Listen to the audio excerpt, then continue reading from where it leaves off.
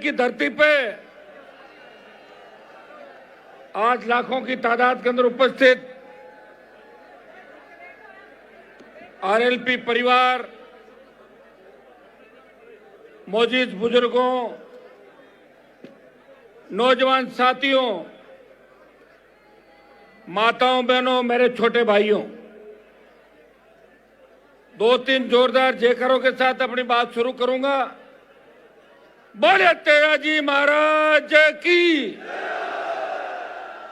करणी माता की, रामसा पीर की, जसनाथ जी महाराज की,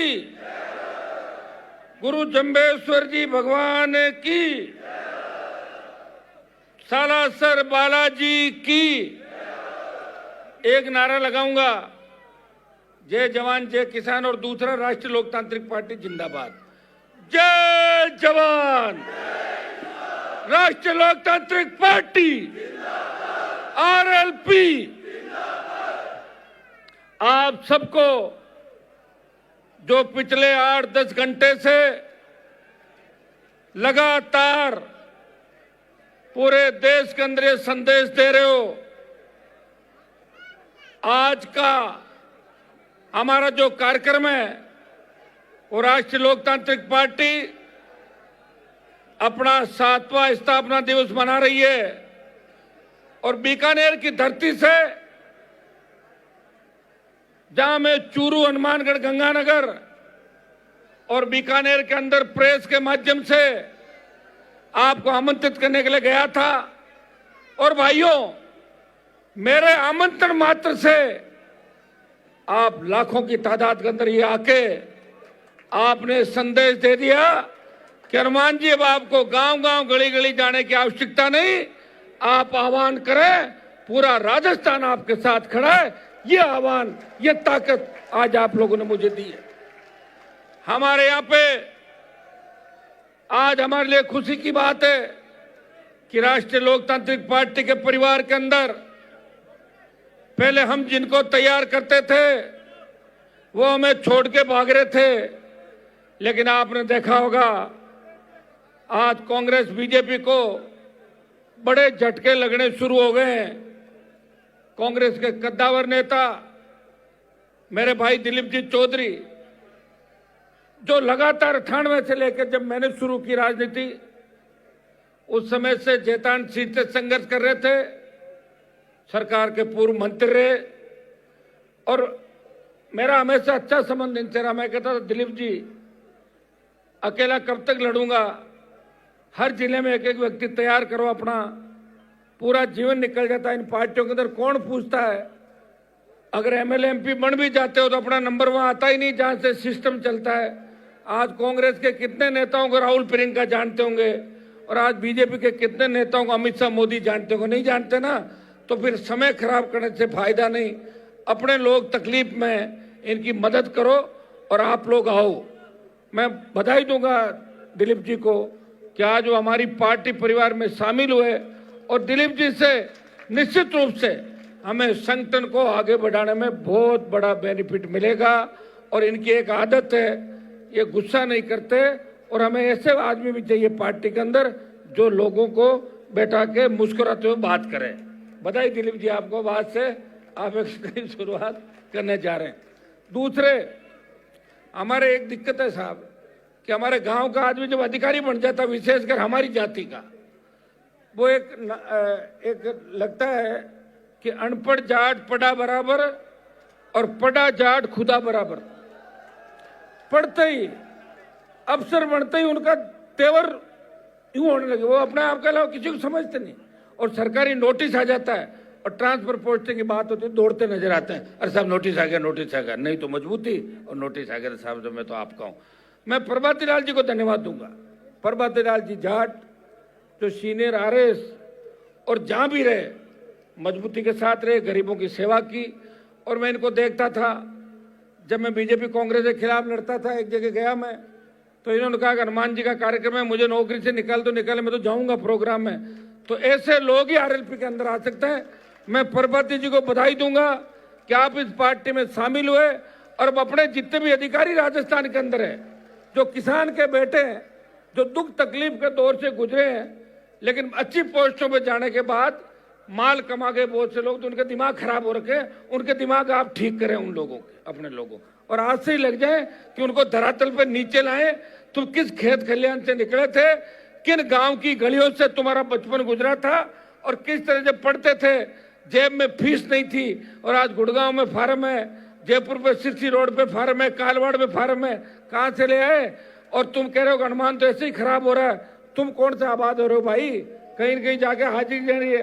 हनुमान ने तो पार्टी बनाई, दोनों पार्टियों का दिमाग ठीक किया।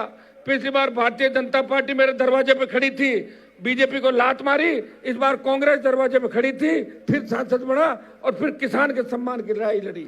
जब देश के किसानों को आवश्यकता पड़ी, जब उत्तर भारत के अंदर, जब हरियाणा पंजाब का किसान मेरे पास आया और बोला कि हरियाणा यूपी पंजाब के किसानों ने और किसान नेताओं ने राजस्थान के लोगों का साथ दिया, हनुमान जी हमारे नेताओं के जंग लग गई, आप मोदी की सत्ता को छोड़ो और किसान बिल वापस हो जाएंगे।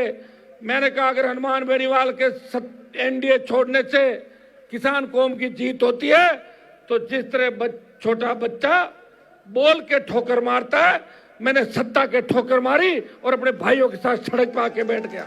भाइयों, इससे ज्यादा त्याग समर्पण इस देश के अंदर कोई नहीं कर सकता। किसान के बाद जब देश के अंदर जवान की बात आई, जब सेना को ठेके में दे दिया, इस देश के अंदर किसी पार्टी ने झंडे के साथ आंदोलन नहीं किया। राष्ट्रीय लोकतांत्रिक पार्टी ने झंडे के साथ आंदोलन किया और सेना के सम्मान को लौटाने का प्रयास किया। जोधपुर में 2 लाख जवानों की रैली, ऑल पार्टी लोकसभा, उसके अंदर हमेशा मुझे लड़ता हुआ आप देखते हो। हर मुद्दे पे बोलता हूं कि अग्निवीर को समाप्त करो, दिल्ली को घेर लेंगे, और ये हमारे संघर्ष और हमारे जो हुंकार है उसका ही परिणाम है कि जब अग्निवीर आया था तो 25% को रख के 75 वापिस भेजने की बात थी। डरी हुई मोदी सरकार बोली अब 75 को रख लेंगे, 25 बार भेज रहे हैं, और जिस दिन मैंने दिल्ली कूच का ऐलान कर दिया वो 25 भी हट जाएगा और पूर्व की भांति सेना भर्ती रैलियां इस देश के अंदर होगी। ये मैं आपको विश्वास दिलाता हूं। भाइयों, मैं हमेशा लड़ाई पूरी लड़ता हूं। सेमीफाइनल मैंने कभी नहीं खेला। इस राजस्थान में बहुत से नेता मेरे साथ आए और भाग्य मैदान छोड़ के, कई रणछोड़दास आए, कई भगोड़े आए, साथ नहीं दे पाए। लेकिन हनुमान बेनीवाल पिछले 25 साल से पूरी जवानी सत्ता को ठोकर मार के किसान कौम के लिए खड़ा है। अगर किसान की तरफ उंगली भी उठती है, चाहे किसान की जाति कुछ भी हो, जो खेती करता है वो किसान है। लोग लाख मेरे पे जातिवाद का आरोप लगाए, लेकिन कपासन में जब सूरजमाली को न्याय दिलाने की बात आई तो अशोक गहलोत न्याय नहीं दिला पाए। हनुमान बेनीवाल और उसकी सेना गई और सूरजमाली को 2 दिन बाद न्याय दिला के आई। इस प्रदेश के अंदर, इस देश के अंदर जब भी मेरी आवश्यकता पड़ी, सबसे आगे खड़ा होकर बोला। लोकसभा के अंदर लोग जब अमित शाह मोदी को देखते हैं तो कहते हैं कि हमारा भाषण बाद में करवाना, जब ये दोनों निकल जाए यहाँ से, इनके सामने भाषण नहीं दे पाएंगे। भाइयों, मैंने प्रयास किया कि उनके सामने अपनी बात रखूं। राजस्थान के तमाम लंबित मुद्दे, इस संभाग में हनुमानगढ़ गंगानगर का इलाका आता है, चूरू का इलाका आता है। चूरू के नेताओं ने हमेशा वोट लिया, सिंचित क्षेत्र बढ़ाएंगे, चौधरी कुंभाराम लिफ्ट परियोजना के नाम से, सावा परियोजना के नाम से, इंदिरा गांधी नहर का पूरा पानी हनुमानगढ़ गंगानगर को दिलाएंगे। जो पानी पीने का हमारे आ रहा है उससे कैंसर और लोगों को, जो पानी पाकिस्तान जा रहा है उसकी बात कही, और हम आगे लाएंगे। लेकिन हुआ कुछ भी नहीं। डाक के 3 पात, 70 साल हो गई, एक बार कांग्रेस और एक बार बीजेपी। आप गुस्सा करते हो, अब गुस्सा आपने कर लिया कि भजनलाल को हटाएंगे, वो तो वैसे ही हट जाएगा, लेकिन कांग्रेस को लाएंगे। अपने क्या फायदा? 50 साल कांग्रेस रही, 20-25 साल बीजेपी रह गई। ये नारा दो कि भारतीय जनता पार्टी को हटाएंगे और कांग्रेस को नहीं लाएंगे, राष्ट्रीय लोकतांत्रिक पार्टी को लाएंगे, तब जाके राजस्थान का भला होगा। भाइयों, मैं आपको विश्वास दिलाता हूं कि मुझे न तो कोई सत्ता अपनी तरफ मोड़ सकती और न मेरी कोई रेड तय कर सकता। अगर मैं कमजोर होता और दूसरे मामलों में होता तो अभी तक अमित शाह और मोदी की ईडी सीबीआई मेरे घर की ओर आ जाती। बिजली का बिल जमा नहीं कराया, वो तो हर कोई नहीं कराता। सेटलमेंट की स्कीम सरकार कर, सुनिए भाई, सेटलमेंट की स्कीम सरकार की स्कीम होती। अधिकारियों के, दुनिया भर के सरकारी दफ्तरों के बिल बाकी होते हैं, लेकिन मेरे से तो पैसे भी ले लिए, मेरा कनेक्शन काट दिया जब मैं घर पे नहीं था, चोरी छुपे कनेक्शन काटा। मैं हाईकोर्ट गया, हाईकोर्ट ने अच्छा फैसला नहीं दिया, मुझे फैसला पसंद नहीं आया। मैंने कहा 1 रुपया नहीं दूंगा, बिना रुपये बिजली जुड़ाऊंगा। सुनिए मेरे, डबल बेंच गया और डबल बेंच में फैसला ये कराया कि हनुमान बेनीवाल के 2 लाख रुपए जमा माने जाए और 4 लाख बैंक गारंटी के रूप में रखे। अभी देने नहीं है, सेटलमेंट में मीटर चेक होगा, उसके बाद तय होगा कि बिल सही है या गलत। देखिए लड़ाई लड़ी, हाँ ये सही है कि जनरेटर और हाई कोर्ट के अंदर वकीलों की फीस और जनरेटर का हिसाब करूं तो जितना बिल था उतना पैसा लग गया मेरा, तो लगी है। और क्या, जनरेटर चला 3 महीने, जनरेटर कितना तेल खाता है, 24 घंटे में जोड़ लो, 3 लीटर प्रति घंटा जोड़ो, हो गया ना। लेकिन मेरी आदत है कि लड़ता फाइनल लड़ाई हूं। वसुंधरा के खिलाफ लड़ा था, तब लोगों ने कहा था कि हनुमान जी वसुंधरा आपको कुचल देगी, जेल में डाल देगी। मैंने कहा तेजा जी का भक्त हूं, इसको 7 समंदर पार ललित मोदी के पास भेज दूंगा।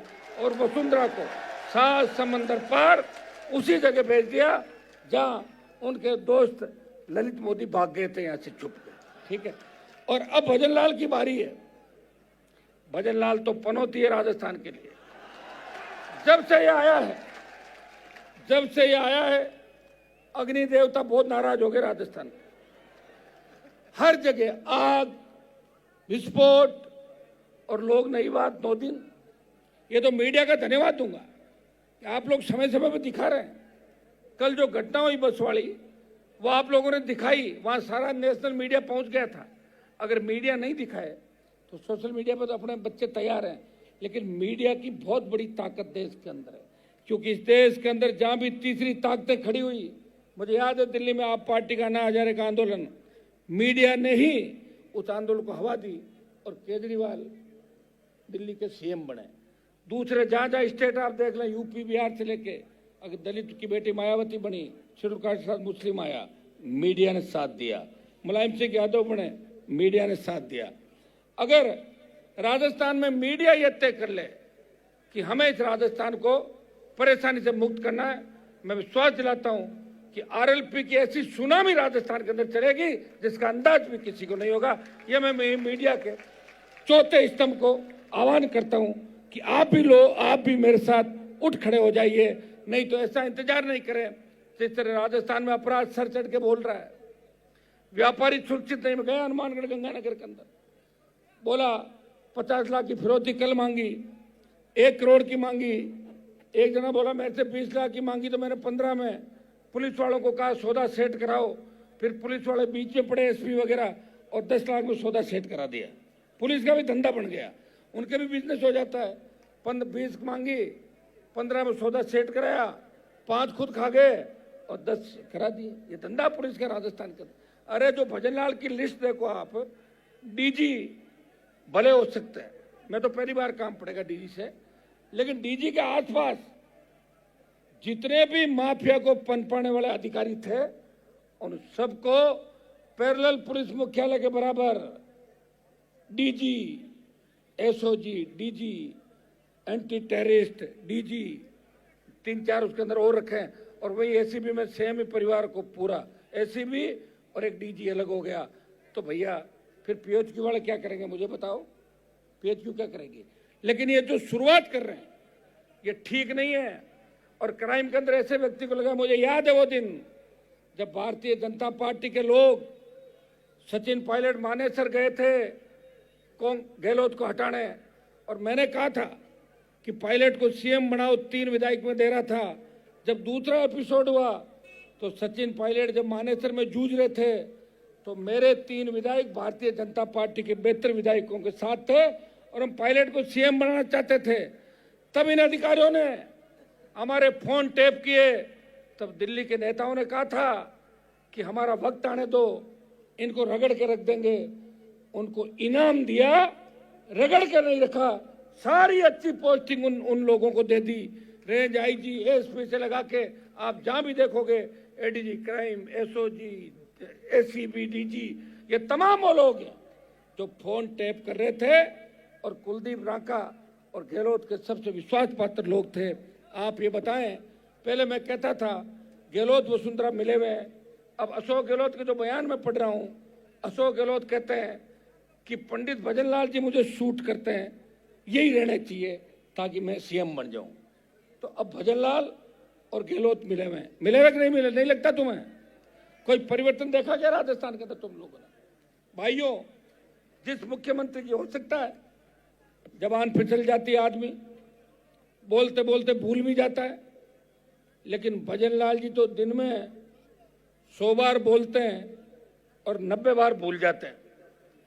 और भजनलाल जी के लिए एक खासियत है, मुझे कोई बता रहा था, खैर मैं उन पर नहीं जाना चाहता कि वो क्या खाना खाते हैं, क्या पीते हैं, मुझे क्या लेना देना कौन क्या खा रहा पी रहा है, लेकिन कहते हैं कि कान्हा के समोसे वो 15-20 रोज के खा जाते हैं। ऐसे लोग कहते हैं कि हर 2 घंटे में समोसा आता है, 2 समोसा आते हैं, किसी को नहीं खिलाते, 2 समोसे खाते हैं, फिर हंसते हैं, फिर कहते हैं समोसा अच्छा था, फिर 2 घंटे बाद फिर समोसे आते हैं।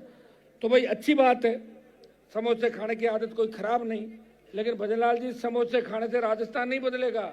कहीं ऐसा नहीं हो कि बिहार के चुनाव हो और आपको सीएम हाउस, सीएम ऑफिस नहीं, कहीं उसी थड़ी पे समोसे खाने पड़े जो एक समय के अंदर वो थड़ी आपकी हुआ करती थी, जहां बैठा करते थे वो पार्टी कार्यालय के बाहर वाला। सब जानते हैं कि 97-98 के दौर के अंदर आप क्या करते थे और उसके बाद आपने कहाँ नौकरी करी और उसके बाद आपने कौन सी पार्टी से चुनाव लड़ा और भारतीय जनता पार्टी को क्या सहयोग दिया, और आप पार्टी कार्यालय में दिल्ली के नेताओं को खुश करने के लिए और प्रदेश के नेताओं को खुश करने के लिए क्या क्या उनकी सेवा करते थे, ये पूरा देश जानता भजनलाल जी। इसलिए आपको भी हम ज्यादा ध्यान रहने देंगे, ये तय है। आपने हमारा कनेक्शन काटा है, हम राजस्थान से आपका कनेक्शन कटवा देंगे। ये बीकानेर की धरती से मैं शपथ लेके जा रहा हूं कि भजनलाल अगर रहा तो कुंभ के मेले में गए, वहां त्रासदी होगी, जहां जाए। मैंने उस समय ट्वीट किया था, तब लोग कह रहे थे कि यार हनुमान जी तो ऐसे ही कह रहे हैं, तो मीडिया के लोग भी कह रहे थे, आपने क्या सोशल मीडिया पे डाल दिया, जहां जहां पांव पड़े भजन के तांता बंटा धार, ये मैंने लिखा। और कुंभ में दूसरे दिन बड़ी भगदड़ रेलवे स्टेशन पे और जगहों पे। अरे भैया क्या हो गया? और इनको खुद को धमकी जेल से 5 बार तो इनका हेलीकॉप्टर पड़ते पड़ते बचा है, देखा आपने? तो ये पता नहीं कौन से मुहूर्त में शपथ ली और इनके भाग्य में क्या लिखा है, और जो इनके भाग्य में लिखा है उसकी सजा राजस्थान क्यों भुगते? क्या चाहते हो? भजनलाल जी के नेतृत्व में खुश हो क्या नौजवानों? भजनलाल को हटाना आवश्यक है। अगर ये 2 साल और रह गया तो राजस्थान की स्थिति बिहार और उत्तर प्रदेश से भी खराब हो जाएगी। न तो बाहर से पर्यटक आएगा और न ये अपराध रुकेगा। गुंडों की इतनी हिम्मत हो गई कि सीएम को धमकी देने के साथ साथ पुलिस अधिकारियों को, दूसरे नेताओं को थ्रेट, हमें नहीं पता थ्रेट किससे। मेरे पास डीजी का टेलीफोन है इंटेलिजेंस का, क्या आपको थ्रेट है? तो मैंने कहा थ्रेट है किससे वो तो बताओ। बोले वो बताने से झगड़ा हो जाएगा, तो मुझे बताओ। या फिर डराना चाहते हो कि हनुमान जी को डराएं कि आपको थ्रेट है और वो भजनलाल से बात कर लें? मैंने कहा उस समय मेरा जन्म नहीं हुआ, मुझे थ्रेट बताओ किससे हैं।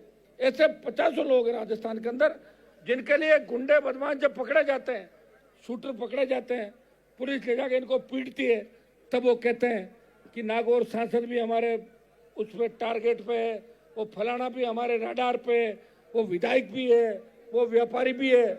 और राजस्थान अपराध में 1 नंबर पे आ गया देश के अंदर। और महिला उत्पीड़न और बेटियों के दुष्कर्म के मामले में 1 नंबर पे आ गया। कौन लाया 1 नंबर पे? मेरी सरकार नहीं थी, मैं विपक्ष में हूं, जहां भी बुलाते हो जाता हूं। और मैं एक कौम की बात नहीं करता, 36 कौम की बात करता हूं। याद करो 2016, 17, 18 के अंदर जब हुंकार रैलियां करी थी, शायद हनुमान बेनीवाल राजस्थान का पहला किसान का बेटा था, उसने कहा था कि आर्थिक आधार पे ब्राह्मण, बनिया, राजपूत और काइस्ट को भी आरक्षण मिलना चाहिए। दूसरे किसी नेता ने ऐसी बात नहीं करी। भाइयों, हम ये चाहते हैं कि गरीब व्यक्ति चाहे उसकी जाति कुछ भी हो, उसको अच्छी शिक्षा मिले, आरक्षण मिले, उसको उसका हक और अधिकार मिले। आज राजस्थान में क्या स्थितियां हो गई बताओ मुझे आप। घपले, घोटाले, लूट खसोट, ऐसा ही। एक मिनट बैठो सब लोग, एक मिनट बैठ जाओ सर, नीचे बैठो एक बार। क्या शपथ लोगे क्या जाके घर पे? भाइयों, आरपीएससी और एसआई भर्ती, इस पर ही आ जाओ। बीजेपी ने कहा हमारी सरकार आई पेपर लीक माफिया को पाताल से निकाल लेंगे, यह प्रधानमंत्री ने कहा, अमित शाह ने कहा, जेपी नड्डा ने कहा, लेकिन बदल गए सारे के सारे। और 127 दिन जो सड़क पर बैठ कर लड़ रहा था, जिसने जयपुर में 2 लाख जवानों की रैली करके संदेश दिया आ रहा हूं दिल्ली की तरफ, और 127 दिन बाद राजस्थान उच्च न्यायालय का फैसला हमारे पक्ष में आया और फर्जी थानेदारों की भर्ती रद्द हो गई और आरपीएससी पुनर्गठन के आदेश हो गए। तब भजनलाल ने कहा, इनके मंत्रियों ने कहा कि क्रेडिट हनुमान बेनीवाल ले जा रहा है, तो मंत्री आए मैं से लड़ने लग गए, बोले हमने रद्द कराई और हम अब इसकी अपील नहीं करेंगे, भर्ती को रद्द मान लिया जाए। भजनलाल ने भर्ती रद्द कराई, हमने एसआईटी बनाई, एसओजी को दी। और जब सुप्रीम कोर्ट के अंदर बच्चे डीबी ने यह कहा कि भर्ती रद्द नहीं होनी चाहिए, तो बच्चे सुप्रीम कोर्ट गए और सुप्रीम कोर्ट के अंदर भजनलाल सरकार जाके बोली साहब भर्ती रद्द होनी चाहिए।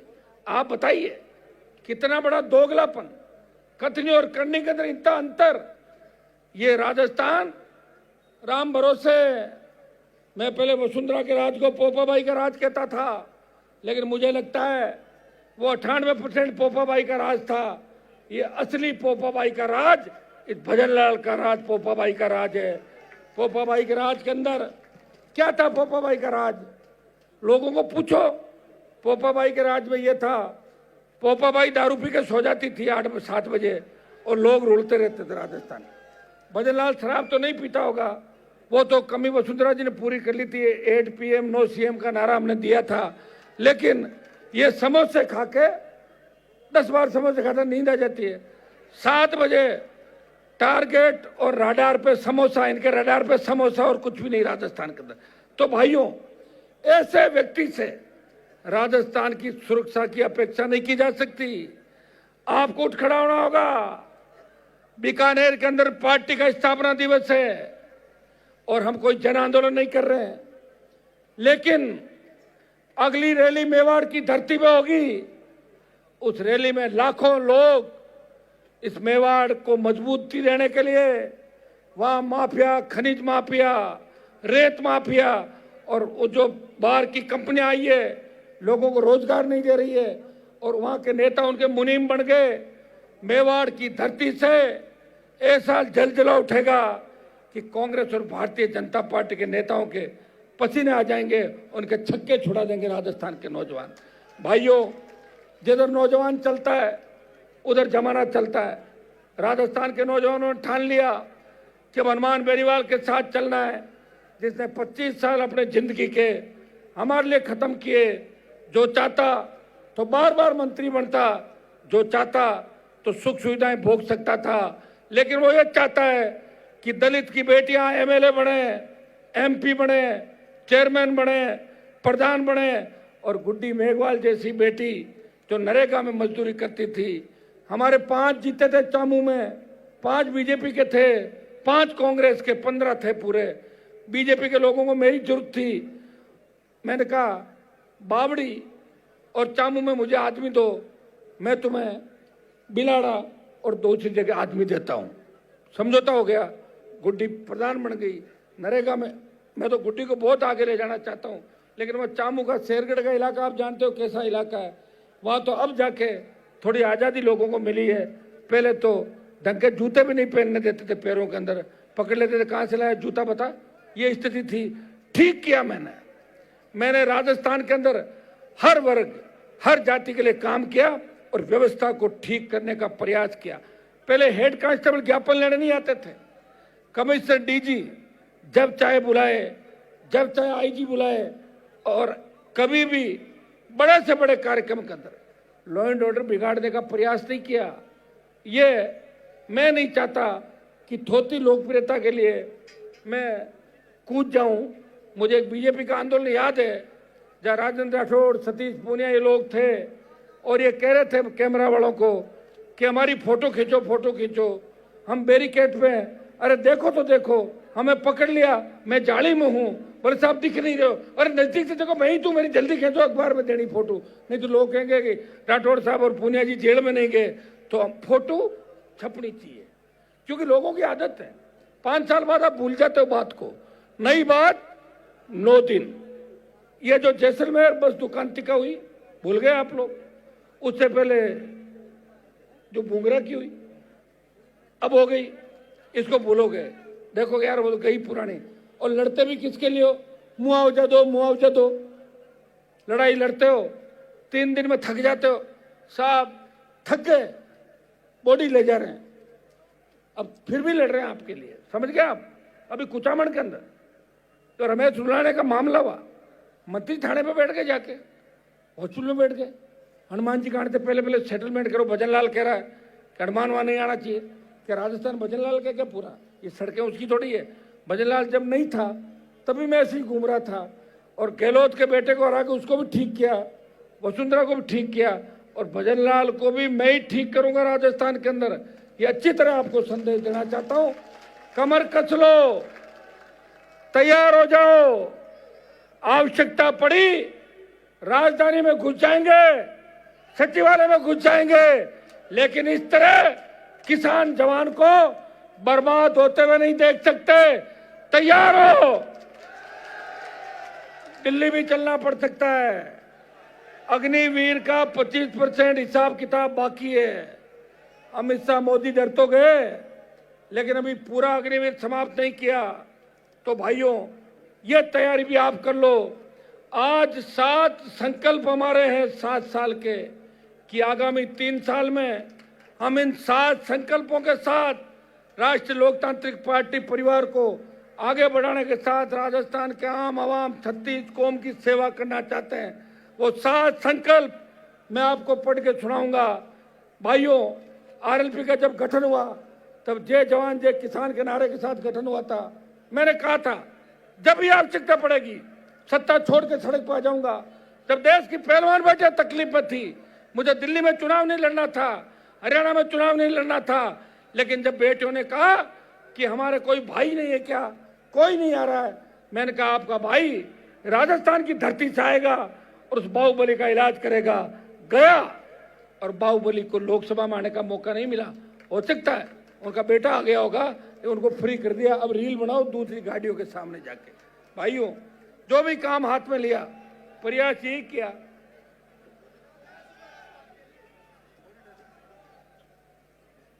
जो भी काम हाथ में लिया उसको पार डालने का प्रयास किया। जब केरली के अंदर दीपाराम जी बैठे केरली वाले सरपंच साहब, जब केरली में हमारी 3 बच्चियां होद में गिर गई थी, मैं 3-4 दिन तक बीकानेर के अंदर आंदोलन कर रहा था। सरकार के साथ वार्ता हुई। अगर उस दिन सरकार चेत जाती और राजस्थान के सारे स्कूलों के भवन चेक करती तो झालावाड़ के अंदर इस तरह 7 बच्चे मौत के मुंह में नहीं जाते, जिनमें 6 ट्राइबल के थे, 1 ओबीसी का बच्चा था। शर्म आनी चाहिए सरकार को।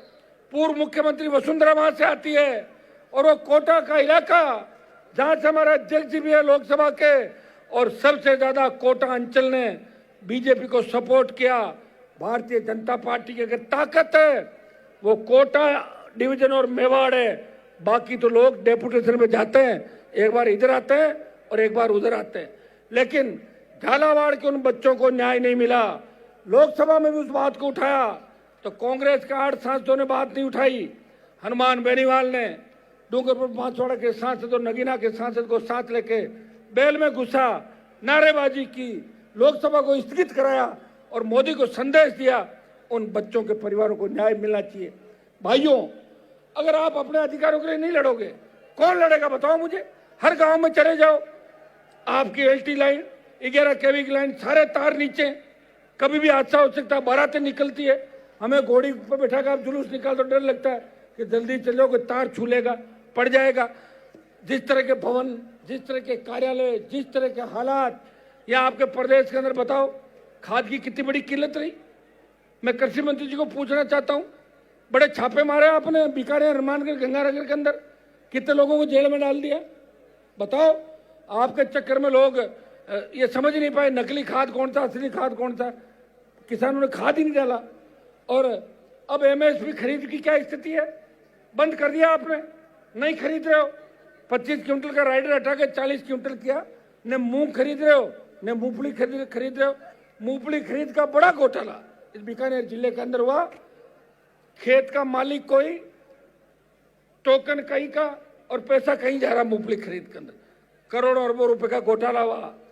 फसल बीमा जो हम करवाते हैं, प्रीमियम ले लेती है कंपनियां और वापस क्लेम नहीं देती। क्लेम के लिए किसान को सड़कों पर बैठना पड़ता है। और जिस तरह हमारे नेता बड़ी कंपनियों के मुनीम बन गए, हमारी जमीनें जा रही है, कई एक्सप्रेसवे निकल रहा है, कई रेलवे लाइन निकल रही है, कई सोलर प्लांट आ रहे हैं, खेजड़ियां काटी जा रही है, पर्यावरण का सत्यानाश हो रहा है। एमएलए एमपी 2 दिन बोलते हैं और तीसरे दिन उन कंपनी वालों के साथ मिलके और कोई गाड़ी खरीद लेते हैं या गाड़ी गिफ्ट ले लेते हैं। ये हालात राजस्थान के हैं। भाइयों, अभी समय उठ खड़े हो जाओ।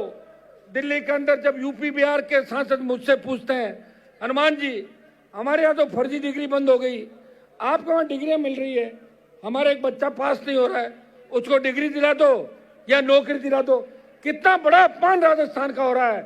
कौन इस राजस्थान के अपमान का बदला लेगा?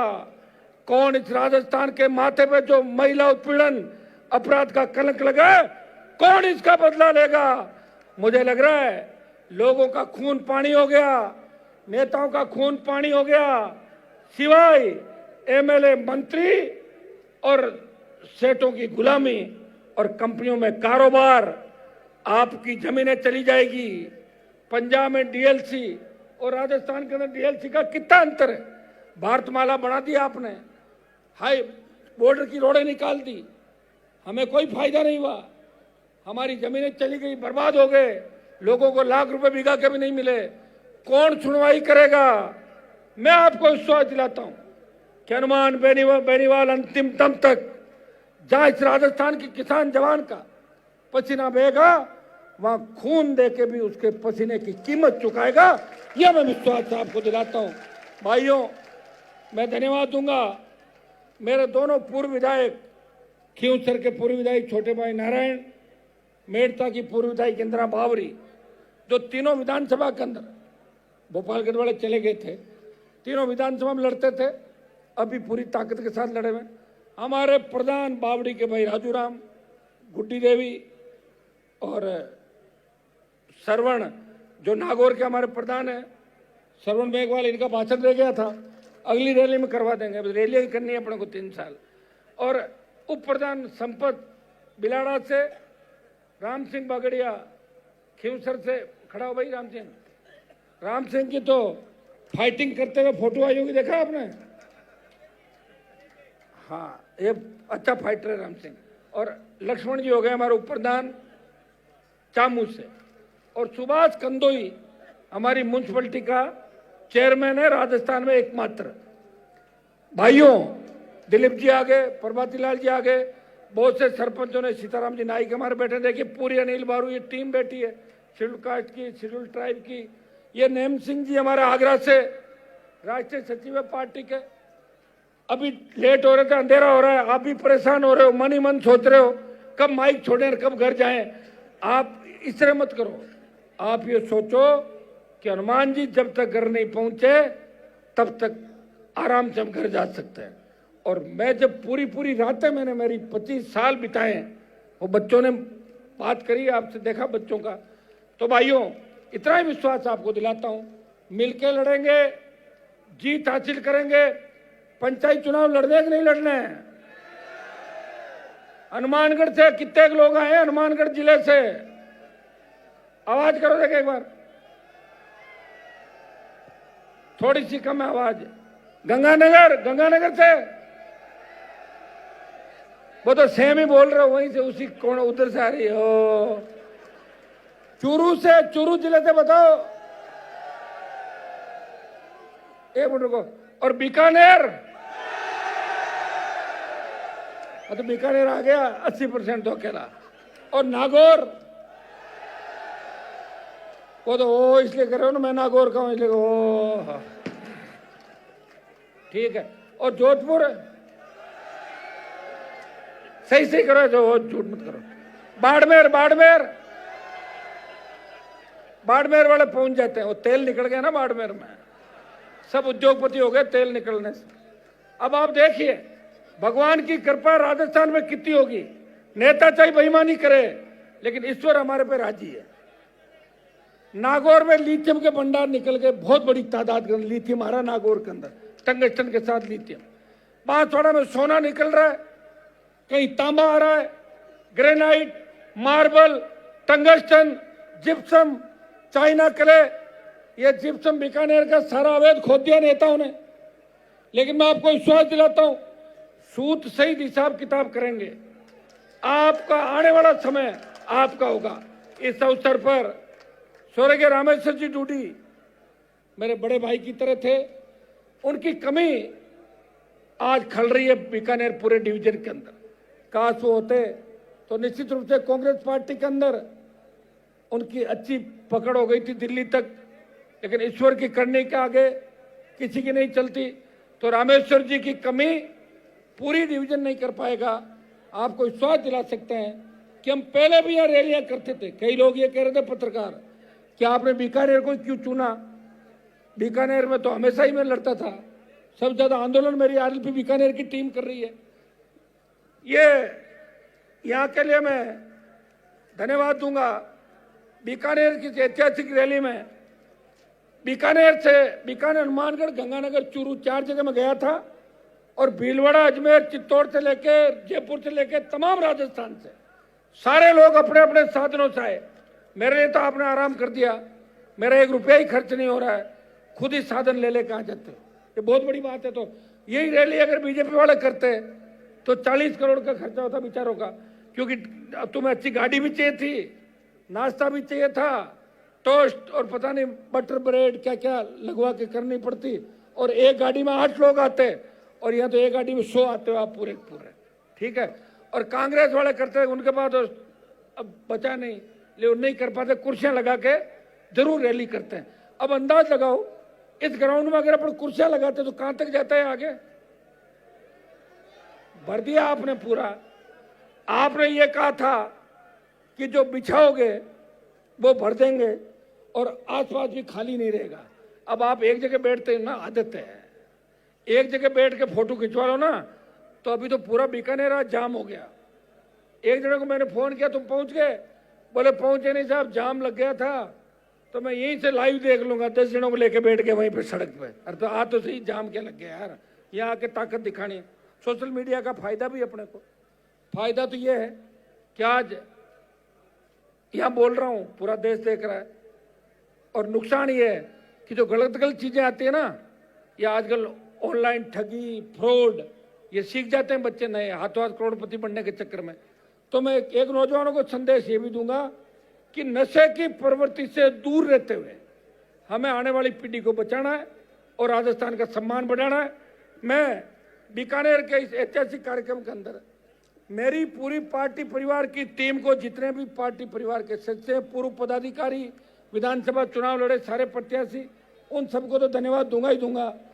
यहाँ बीकानेर के अंदर जिनने सबसे ज्यादा मेहनत करी, सरपंच साहब प्रभु जी गोदारा, जिलाध्यक्ष दानाराम जी घिटाला, छोटे भाई विजयपाल बेनीवाल, विवेक मात्रा, तुलसीराम डूडी, रामनिवास बेनीवाल और सारी टीम। और मेरे नाम नहीं लेने से कोई नाराज हो तो अगली रैली में पर्चे पे लिख देना कि बीकानेर में 4 नाम छूट गए, तो अगली में ले लूंगा बीकानेर में मेहनत करती, ठीक है ना। मैं इन बच्चों को, उमानसी जो चुनाव लड़ी दिल्ली यूनिवर्सिटी से, इसकी बहन दीवानसी, ये लोग आज बच्चे आए पार्टी ज्वाइन करने के लिए, और इनको खुशी इस बात की कि राजस्थान के बच्चों ने इनको बहुत सपोर्ट किया। आजकल दिल्ली यूनिवर्सिटी में राजस्थान के बच्चे बहुत आगे, अब राजस्थान बहुत आगे चल रहा है भाई। और अब आप कहोगे इतने कब आ गए, मैं ये नहीं कह रहा हूँ मेरे जाने से आगे, लेकिन 2019 में जब मैं एमपी बना, 2019 से लेकर 2025 6 साल के अंदर सबसे ज्यादा राजस्थान के बच्चे दिल्ली विश्वविद्यालय और जवाहरलाल नेहरू यूनिवर्सिटी के अंदर पढ़ रहे हैं। चूरू के 2 किसान के बेटे डीयू में कॉलेजों के अध्यक्ष भी बने हैं, 2 बच्चे मेरे साथ, आप देख सकते हो उनकी फोटो। मैं धन्यवाद दूंगा ओंकार जी का, इनकी पूरी टीम का। चुनाव लड़ी अभी लेटेस्ट हमारे कनिका बेनीवाल का और दिया आशुतोष का, ये हमेशा आरएलपी के लिए स्टार प्रचारक के रूप में करते हैं, तो इनके सबके भाषण सुने। चूंकि एक अगली जब रैली हो तो अपने को तय ये करना है, सब लोग जिद करते हो जब हनुमान जी आएंगे जब ही भाषण देंगे, तो ये तो गलत बात है ना। और तुम आते भी उसी हिसाब से हो। जब मैं आया तब मैदान पूरा भरा, कोशिश मैंने की कि 20-25 लोग बुला दिया, शायद बुला दिया आने के बाद, लेकिन ऐसे होता नहीं। इसलिए अब आइंदा से अपन ध्यान रखें। प्रेस के लोग भी परेशान हो जाते हैं कि सुबह से आके बैठे हैं, पूरा दिन हो गया। मेरी भी मजबूरी होती है जब तक आप नहीं बोलते, मुझे लगता है उस जिले से नहीं बोला। अभी झुंझुनू जिले की टीम कह रही थी और भी कुछ लोग कह रहे थे कि हमें भाषण देना है, तो मैं आपको आश्वस्त करता हूँ शेखावाटी फौजी साहब अगले में बोल देंगे। रैली फिर रैली है, आप चिंता मत करो। आप पहले 15-15 मिनट खींच लेना अगला आप ना, और ये खड़े हो जाओ, आ जाओ मेरे पास, आ जाओ, आओ फौजी साहब आ जाओ, तो एक बार आ जाओ भाई विकास जी, आओ यहाँ। ये राजेंद्र फौजी हमारे जिलाध्यक्ष झुंझुनू के, मनदीप ने नया ज्वाइन किया है, विकास गिल है, डॉक्टर रामेश्वर जी जाखड़, इनके रीडी वाले, इनके भाषण अगली रैली में आपके करेंगे, आप चिंता नहीं करें। आज के लेट हो रहे हैं, अंधेरा हो रहा है और मीडिया वाले नाराज हो रहे हैं, इसलिए आपको धन्यवाद कि आपने इतना कोऑपरेट किया। और कई लोगों को बुलाने की मेरी इच्छा थी, समय की कमी की वजह से, और मैं आगामी टाइम में यह भी करूंगा, एक बार राजस्थान में नया प्रयोग करूंगा कि एक रात की रैली करें। सुनिए मेरी बात, एक सुनो, क्योंकि रात के क्रिकेट मैच होते हैं कि नहीं होते हैं, तो जाते हैं लोग रात को देखने। तो अब मॉडर्न राजस्थान, नया राजस्थान, लेकिन रात की रैली में एक शर्त होगी कि तेज वाहन नहीं चलाओगे और रात को 8 बजे बाद वाला कार्यक्रम नहीं करोगे, समझ गए? क्या करोगे? नहीं करना, नहीं करते हो, मुझे पता नहीं करते हो। अब मैं 7 संकल्प है मेरे, जो मैं पढ़ के आपको सुनाता हूं कि 7 साल के अंदर आरएलपी परिवार ने क्या खोया, क्या पाया। खोया तो हमने ये कि 3 विधायक एक सांसद में से 3 से 23 में एक रहे। जब किसानों के लिए सत्ता छोड़ी फिर भी समझ नहीं आई, 1 लाख वोट बढ़ा, 5 प्रधान, 1 म्युनिसिपलिटी का चेयरमैन, 3 से 0 पे आ गए। ये तो हमने खोया, लेकिन पाया ये कि देश में सबसे ज्यादा नौजवानों का प्यार मुझे मिला, ये पाया देश के अंदर। हमारा पहला संकल्प है, रुके भाई, अन्नदाता किसानों की उन्नति और आत्मनिर्भर कृषि तथा कर्ज माफी का संकल्प। किसान की मेहनत का उचित मूल्य और सुरक्षा सुनिश्चित करना, फसल बीमा, एमएसपी, सिंचाई, बिजली, खाद खरीद व्यवस्था, पारदर्शिता, किसान को सरकारी दयानी अधिकार मिले और किसान का संपूर्ण कर्जा माफ हो। यह पहला संकल्प हमारा, 3 साल इसी के लिए लड़ेंगे सड़क पे। दूसरा संकल्प, युवाओं को अवसर और रोजगार का संकल्प।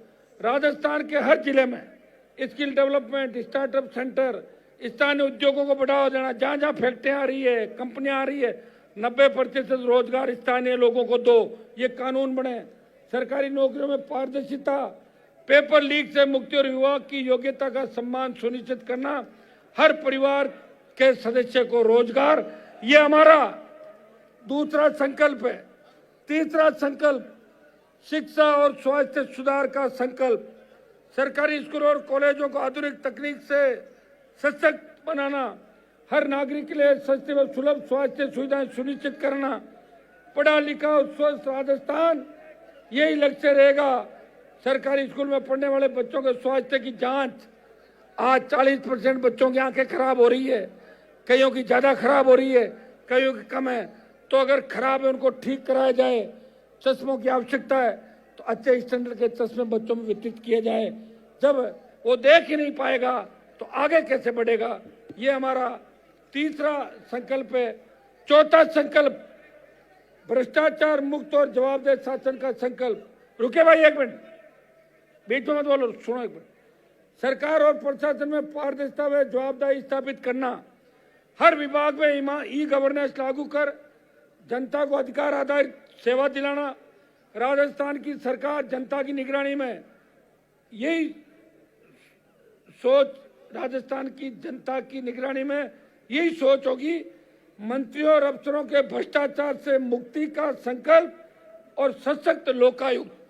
ये मंत्री और अफसर जो भ्रष्टाचार कर रहे हैं, कई लोग आवाज भी उठाते हैं, बाद में अफसरों के सेट हो जाते हैं मंत्रियों के। तो इसके लिए सशक्त लोकायुक्त राजस्थान के अंदर बने और लोकायुक्त की पुरानी जो रिपोर्ट है वो लागू की जाए। उसमें बहुत से मुख्यमंत्री और मंत्री निपट जाएंगे आपके। ये हमारा संकल्प है। ये हर आंदोलन के अंदर हम प्रयास करेंगे कि भ्रष्टाचार मुक्त राजस्थान हो। महिला सशक्तिकरण और सुरक्षा का संकल्प जो सबसे महत्वपूर्ण है। आज हमारी बेटियां सुरक्षित नहीं है। महिलाओं को सामाजिक, आर्थिक और राजनीतिक रूप से सशक्त बनाना, पंचायत से संसद तक महिलाओं की बराबर की भागीदारी सुरक्षा सुनिश्चित करना, यौन हिंसा मुक्त राजस्थान के लिए महिला तस्करी, बलात्कार, हत्या और घरेलू हिंसा समेत दुष्कर्म के मामलों में नंबर 1 पर जो राजस्थान के माथे पे कलंक लगा है उसे मिटाना और महिलाओं को सशक्त करके उनका सम्मान और स्वाभिमान लौटाना। ये हमारा चौथा, पांचवा संकल्प है। छठा संकल्प सामाजिक न्याय और सभी समाजों का समान अवसर का संकल्प। प्रत्येक समाज के हर वर्ग को समान अवसर देंगे, चाहे वो दलित हो, अल्पसंख्यक हो, किसान हो या छत्तीस कौम का समान सर्व समाज का व्यक्ति है, उसको समान अवसर मिलना चाहिए। ये हमारा छठा और सातवां संकल्प राजस्थान को अपराध व नशा मुक्त करने का संकल्प। भाइयों, राजस्थान में ऐसा कानून लाएंगे कि अपराधियों को एक निश्चित समय सीमा में कठोर सजा हो तथा नशे के कारोबार के खिलाफ कठोर कार्रवाई करके नशा उत्पादन करने वाले लोगों से लेके नशे का जो रैकेट है उसकी कमर कैसे तोड़ी जाए ये सुनिश्चित करें और प्रत्येक पकड़े जाने वाले व्यक्ति की जमानत नहीं हो यह भी सुनिश्चित करे सरकार। यह चाहे आम आदमी हो या खास, सभी खतरे में। गैंगस्टर राजस्थान में सक्रिय हैं, व्यापारियों से उगाही कर रहे हैं, नहीं देने पर हत्या। बढ़ता अपराध खत्म करना है। हमारी बहन बेटियां रात को 12 बजे निकले, मजाले को सामने देख ले, ऐसी स्थिति हम राजस्थान के अंदर करेंगे। भाइयों, ये 7 संकल्प जो राजस्थान में ऐसी घटनाएं हो रही है, इनमें सुरक्षित राजस्थान का हम संकल्प लेते हैं। और इन 7 संकल्पों के साथ मैं राजस्थान के मेरे भाइयों को, सबको, जवानों, किसानों को आश्वस्त करना चाहता हूं कि हनुमान बेनीवाल आपके लिए आखिरी दम तक लड़ेगा, नए राजस्थान का निर्माण करेगा। कांग्रेस और भारतीय जनता पार्टी ने जिस तरह घपले घोटाले किए, जिस तरह बड़े मगरमच्छ पकड़ने की बात बीजेपी कर रही है, लेकिन लोग उनको मुंह पे ही मगरमच्छ कह रहे हैं, ये भारतीय जनता पार्टी के लोग कुछ नहीं कर रहे हैं। इसलिए एक सांपनाथ है, दूसरा नागनाथ है। मैंने तलवार ले रख ये कहा था, ये कांग्रेस, ये भाजपा, दोनों को उखाड़ के फेंकना है और किसान और जवानों का राज राजस्थान के अंदर लाना है। बहुत बहुत आपको धन्यवाद। जय हिंद।